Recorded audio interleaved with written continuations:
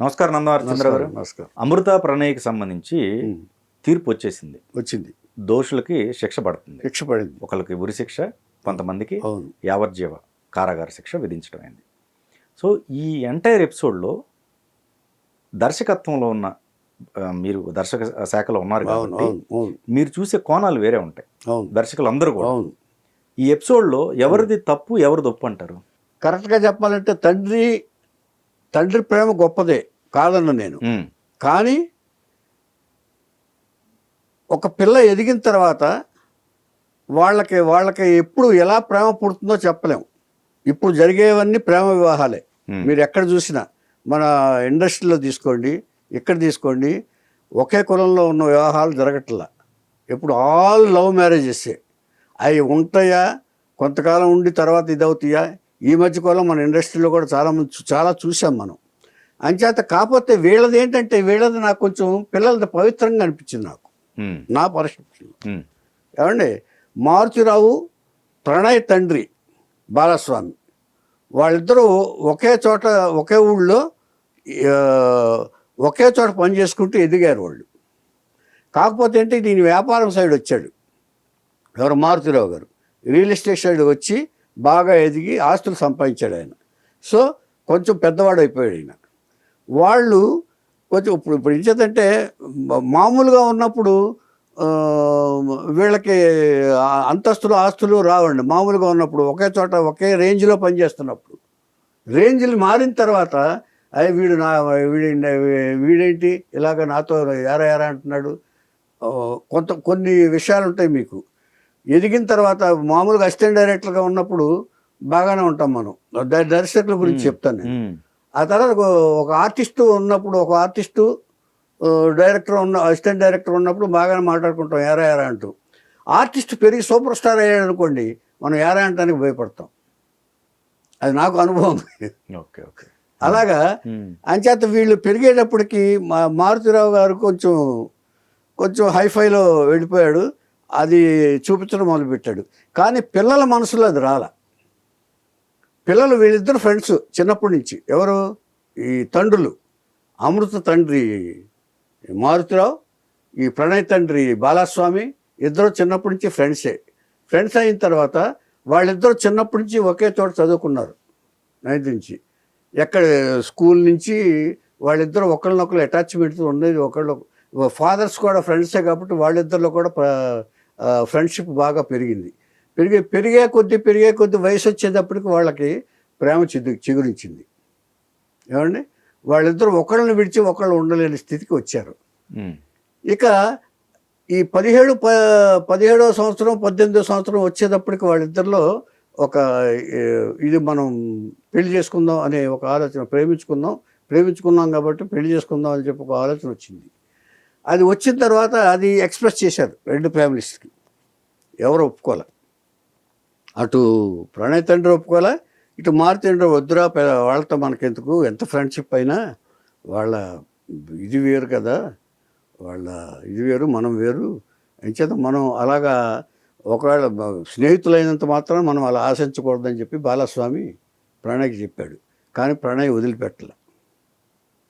వదిలిపెట్టకుండా తల్లిదండ్రుల్ని కన్విన్స్ చేశాడు. నేను ఆ అమ్మాయి లేకపోతే ఉండలేను నాన్న అని చెప్పేసి కన్విన్స్ చేశాడు. ఇటు ఈ అమ్మాయి కన్విన్స్ చేయడానికి ప్రయత్నించింది. బ్లంట్గా మారుతిరావు వద్దన్నాడు. ఇలాగా కొంతకాలం ఒక 1 year 2 years ఇలాగ చర్చలు జరిగినాయి. కన్విన్సింగ్ ఈ అమ్మాయి నువ్వంటే నాకు ప్రేమని అతను చెప్పటం, నువ్వు అలా డిసైడ్ చేసుకోవద్దు, నీకు మంచి సంబంధం చేస్తానని చెప్పటం, అమృతని కన్విన్స్ చేయడానికి ట్రై చేశాడు. కుదరల. వీళ్ళకి వాళ్ళు వద్దన్న కొద్దీ వీళ్ళకి ప్రేమ ఇంకా పెరిగిపోయింది.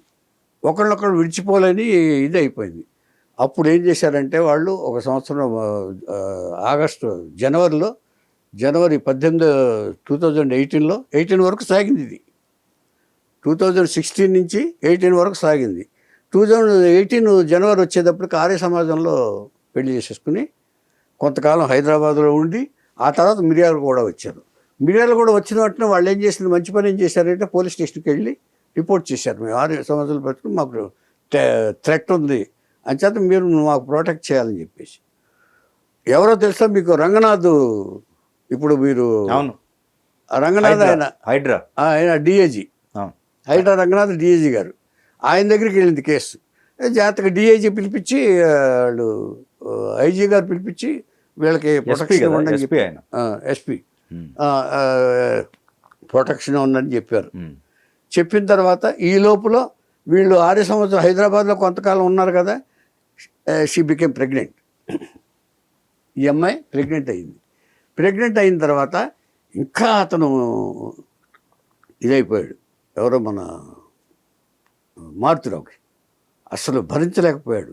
అతనితో పైగా అతనితోటి ప్రెగ్నెంట్ అవడం అనేది అసలు భరించలేకపోయాడు. అది రోజు తినేస్తుంది అతని మైండ్ని. ఎవరు ఎన్ని చెప్పినా కూడా ఇచ్చేస్తుంది. ఈ లోపల ఏం చేశారంటే కొంత ఈ ఫోన్ ట్యాపింగ్ అంటారు చూసారా, ఇలాంటి విషయాలు. ఇప్పుడు ఈ ఫ్రెండ్స్ కూర్చున్నప్పుడు ఏదో ఒకటి అంటాం కదా, మారుతున్నాను నేను లెక్క చేస్తానేంటి, ఇదేంటి ఏదో వచ్చినా సరే నేను ఆడిని లెక్కలే చేసేదాన్ని అంటూ ఉంటాం కదా పార్టీలో కూర్చుని. ప్రణయ్ ఆ మాటలు అన్నాడు. అన్న తర్వాత ఏం జరిగిందంటే వాళ్ళు తీసుకెళ్ళి ఆ ఫోన్ ఆన్ చేసి పెట్టారు. మనం సీరియల్స్లో సినిమాలో చూపిస్తాం కదా, కరెక్ట్గా సినిమాటిక్ కాదు ఇది. ఆన్ చేసి పెట్టేటప్పుడు మారుతురావు విన్నాడు. అంటే మారుతురావు అందరినీ కొంతమందిని అరేంజ్ చేశాడు డబ్బులు ఇచ్చి, ఏం జరుగుతుందో చెప్పండి నాకని. వాళ్ళకి ఏం జరుగుతుందో చెప్పండి, నా కూతురు ఎలా ఉంది ఏంటని చెప్పండి అని చెప్పి ఉంటుంది కదా, తండ్రికి ఉంటుంది కదా. తండ్రికి ఉందంటంలో తప్పు లేదు. కాకపోతే ఇది వినేటప్పటికీ ప్రణయ్ ఇలాగ అంటున్నాడు, నన్ను లెక్క చేయట్లేదు, నన్ను ఇలా అంటున్నాడు అని చెప్పేసేటప్పటికి మారుతురావుకి నషాలానికి వెళ్ళింది. వీడిని ఎలాగైనా బతకనివ్వకూడదు అనే ఆలోచనకు వచ్చాడు. అప్పుడు ఎవరన్నా పోనీ పక్క నుండి ఎందుకయ్యా నీకు ఇదంతా ఎందుకు అనవసరంగా కదా, పోనీ వాళ్ళు ఏదో చేసుకొని పోనీ కొంతకాలం అయిన తర్వాత కాలం సమాధానం చెప్పేది. నా సమాధానం ఏంటంటే ఆవేశాన్ని కొంత తగ్గించుకుంటే కాలమే సమాధానం చెప్పేసి ఇతను సాఫ్ట్ అయ్యేవాడు, ఆలోచన మారేది. ఎప్పుడైనా వెయిట్ చేస్తే ఆలోచన మారుతుంది. వాళ్ళని క్షమించేవాడేమో ఈయన. అది చేయలే. ఇమ్మీడియట్గా ఏం చేశాడంటే ఆ ఆవేశంలో ఏం చేశాడంటే ఈ రియల్ ఎస్టేట్లో తెలిసిన వాళ్ళని కాంటాక్ట్ చేశాడు. ఎవరు? అస్గర్ అలీని, ఇక్కడ నల్గొండలోనే ఎక్కడో ఉంటారట ఆయన. వాళ్ళని కాంటాక్ట్ చేసి వాళ్ళు ఎవరైనా అరేంజ్ చెయ్యి అని చెప్పి 2.5 కోట్లు అడిగితే కాదు, 1 కోటి రూపాయలకి బేరం ఆడుకుని ఇచ్చారు. 15 లక్షలు ఎంతో ఇచ్చారు. అది వాళ్ళ ముగ్గురు పంచుకున్నారు ముందు. ఎవరో బారీ, ఆలీ, సుభాష్ శర్మ. ఎవరు? బీహార్ నుంచి పిలిపించారు వాళ్ళు. వీడు అస్గర్ అలీ ఏమో అక్కడ గుజరాత్లో హరేన్ పాండ్యాని మినిస్టర్ని మర్డర్ కేసులో నిందితుడు. అది ప్రూవ్ కాక బయటకు వచ్చాడు.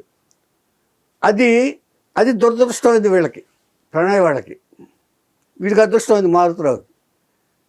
నేననేది ఏంటంటే తండ్రి అన్నారు కదా, తండ్రి ప్రేమ ఉంటుంది అన్నారు కదా. ఇంత దుర్మార్గపు ఆలోచించాడు తండ్రి. ఎవరు తండ్రి రీతిగా ఆలోచిస్తే ఏడుస్తాడు, లేకపోతే ఇచ్చేస్తాడు, కొడతాడు, వెళ్ళి కొట్టిస్తాడు, ఇచ్చేసి పోలీస్ స్టేషన్కి వెళ్ళి ఇచ్చేస్తాడు తప్ప ఈ పెద్ద డెకాయిటీ గ్యాంగ్ తోటి ప్లాన్ చేశాడంటే ఎంత దుర్మార్గమైన ఆలోచన అవుతుంది. నేను అనేది చాలామంది నీ పవర్ ఉంటే ఏం చేస్తారు, రాజకీయ నాయకుడు కూతురుని చేస్తారంటే ఏం చేస్తారు. ఈడియట్ సినిమా చూశారు కదా. అంటే రాజకీయ నాయకుడు ఏం చేస్తారు, వాళ్ళ పవర్ ఉపయోగించి రౌడీలను ఉపయోగించి కొట్టిస్తారు, హాస్పిటల్లో పడేస్తారు, అంతే కదా. అది చెయ్యి. కానీ ఎలాగైనా వాడు బతికుండకూడదు, నా కూతురు నా ఇంటికి రావాలంటే వచ్చేస్తుందా? వాళ్ళ ప్రేమ అంత గొప్పది కదా. డెఫినెట్గా గొప్పది, ఎందులో సందేహం లేదు. మనం ఇదిగా తీసుకుంటే మనం సరే, అతను హాస్పిటల్కి తీసుకెళ్ళి సుభాష్ శర్మ 3 హోటల్స్లో ఉన్నాడు. 3 నార్కెట్పల్లి, ఒకటి మిర్యాలగూడలో, ఇది నల్గొండలోను, 3 చోట్ల ఉండి రెక్కి చేశాడు. మొత్తం రెక్కి చేసిన తర్వాత వాళ్ళ ప్రోగ్రాంలన్నీ తెలుసుకున్నాడు. వాళ్ళు రావడం తెలుసుకున్న తర్వాత ఇప్పుడు మనకి సీసీటీవీలో కూడా అదే వచ్చింది. వాళ్ళ హాస్పిటల్ నుంచి, జ్యోతి హాస్పిటల్ నుంచి వెళ్తుంటే వెనకాల నుంచి వీడు ఒక్కడే వచ్చి పొడిచేశాడు, నరికేశాడు. నరికేసిన తర్వాత వాళ్ళు పరిగెత్తుకుంటూ ఇచ్చేశారు. ఇదైన తర్వాత ఫస్ట్ మరి అనుమానం ఎవరి మీదకి వస్తుంది? తండ్రి మీదకి వస్తుంది కదా. వచ్చింది కాబట్టి తర్వాత సరే ముందు ఆధారాలు లేదే వీళ్ళు ఎవరు అరెస్ట్ చేయరు. సరే అతను అరెస్ట్ చేసిన తర్వాత అయిపోయిన తర్వాత సుభాష్ శర్మ కోసం వెళ్ళి టీంలన్నీ వర్కౌట్ చేసి వాళ్ళందరినీ పట్టుకుని 8 మందిని పట్టుకుని తీసుకొచ్చి ఇచ్చేశారు. వాళ్ళు మహారాష్ట్రలో పట్టుకున్నారు వాడిని. పట్టుకున్న తర్వాత ఇదైన తర్వాత వాళ్ళు వచ్చేసి మారుతిరావుని జైల్లో పెట్టారు. ఇది ఇంకా అవమానంగా భావించాడు అతను. జైల్లో పెట్టిన తర్వాత ఇంకా అవమానం భావించాడు. నేను నా కూతురు పోగా నాకు ఈ అవమానం కావాలా, ఇది కావాలా, నేను ఇంకా బతికేందుకు అనుకున్నాడు. ఇదేదో వాళ్ళని పట్టుకోకముందు అనుకుని చచ్చినా పోని కుటుంబాలు వీళ్ళు ఇది ఉండేది కదా. నేను అనేది ఈ ఆలోచన వాళ్ళని చంపకుండా ఉంటే బాగుంది. వాళ్ళు చంపకుండా నాకు నన్ను అవమానించింది, నా కూతురు నన్ను అవమానించింది అని ఎంతమంది లేరు తండ్రులు. పరువు ఆత్మహత్య అంటే ఇవి. ఇప్పుడు ఇతను ఇవాళ జరిగింది, ఇవాళ హబ్సిగూడలో జరిగింది. వాళ్ళు ఏంటి పరువు కోసమే కదా ప్రాణాలు తీసుకుంది, పిల్లల్ని చంపేసి. అంచేత ఇలాంటి లిస్టు వీళ్ళు తీసుకోకూడదు, హబ్సిగూడ వాళ్ళు కూడా తీసుకోకూడదు.